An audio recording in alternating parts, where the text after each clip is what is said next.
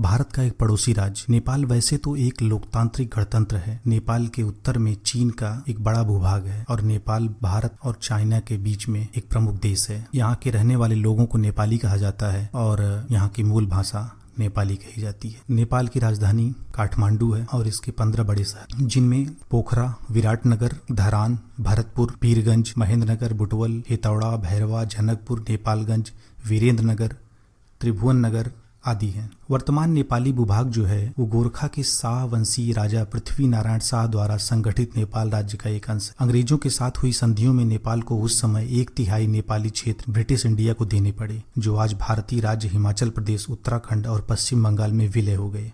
20वीं सदी में प्रारंभ हुए जनतांत्रिक लोक आंदोलनों में कई बार विराम आया, जबकि राजशाही ने जनता और उनके प्रतिनिधियों को कई अधिकार दिए।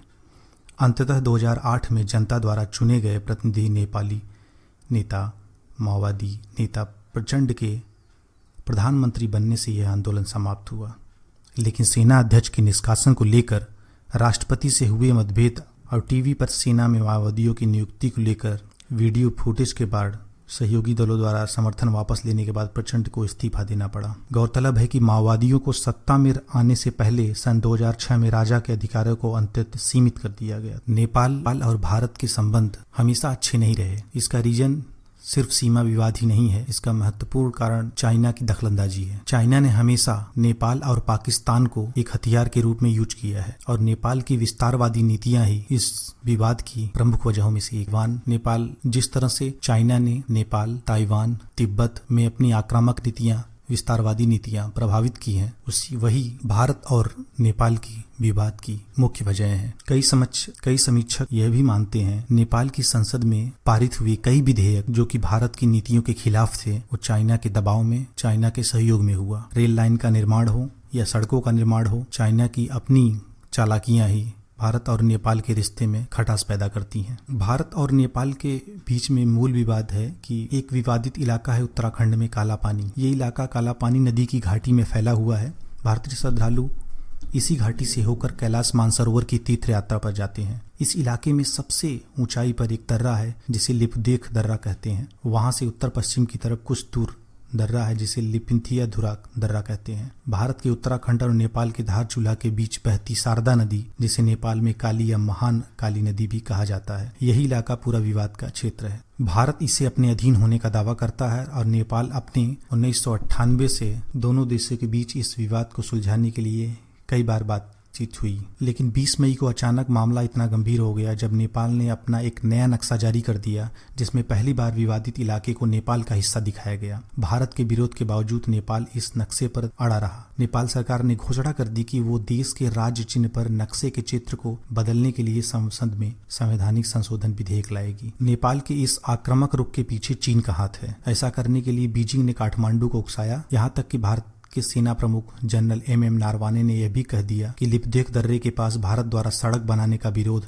नेपाल किसी और देश के निर्देशों पर कर रहा है। ये पूरा प्रकरण नेपाल की अंदरूनी राजनीति का नतीजा है। पुष्प कमल दहल भले ही नेपाल के प्रधानमंत्री नहीं हैं, लेकिन राजनीति में उनकी अभी भी केंद्रीय भूमिका है। जुलाई 2016 में प्रचंड ने अपना समर्थन वापस ले लिया और ओली की सरकार गिर गई। 2017 में फिर चुनाव हुए। एक बार सत्ता फिर से आने के बाद इन्हीं दोनों पार्टियों न सिर्फ हाथ मिला लिया बल्कि एक दूसरे के साथ विलय कर लिया। सूत्रों के अनुसार प्रचंड ने कुछ सप्ताह पहले एक बार फिर सरकार को गिराने की कोशिश की, लेकिन वो सफल नहीं हो पाए।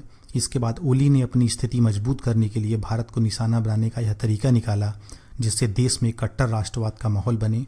उसके नेता के रूप में उसकी स्थिति मजबूत हो। संभव है कि भारत सरकार ने पिछले 2 दिनों में एक दिन पूर्व विदेश सचिव को तालाबंदी के बीच विशेष जहाज से काठमांडू भेजा, समझौता हुआ। इस प्रकार नेपाल ने अपने कदम वापस ली। चीन के बढ़ते दखल को यहाँ पर इनकार नहीं किया जा सकता। नेपाल और चीन की सरकार ने तमाम समझौतों पर हस्ताक्षर किए हैं, जिनमें नेपाल और हिमालय के बीच रेल लाइन बनाने का करार भी शामिल है। भारत के प्रधानमंत्री नरेंद्र मोदी से लंबी मुलाकातों के बाद शनिवार को भारत चीन के राष्ट्रपति ने कई नेपाल यात्राएं की, जिनमें और भी कई करार हुए, जिसमें सुरक्षा, सीमा प्रबंधन, कारोबार, पर्यटन, शिक्षा के क्षेत्र में करार शामिल है। ये सीमा विवाद सिर्फ राजनीतिक रूप से देखा जा सकता है। ये सिर्फ एक राजनीतिक समीकरण है वहाँ नेपाल में प्रचंड की सरकार बनाने का। तो इस तरह से अब चूंकि भारत और चीन के रिश्ते उतने अच्छे हैं नहीं, तो चीन ने नेपाल को टारगेट किया है भारत के खिलाफ, क्योंकि भारत ने हाल ही में POK को कब्जा करने के लिए नई रणनीतियां बनाई हैं और उस पर काम चल रहा है। इसी सब चीज से चीन बौखलाया हुआ है। नेपाल का भारत से सीधे सीधे टकराना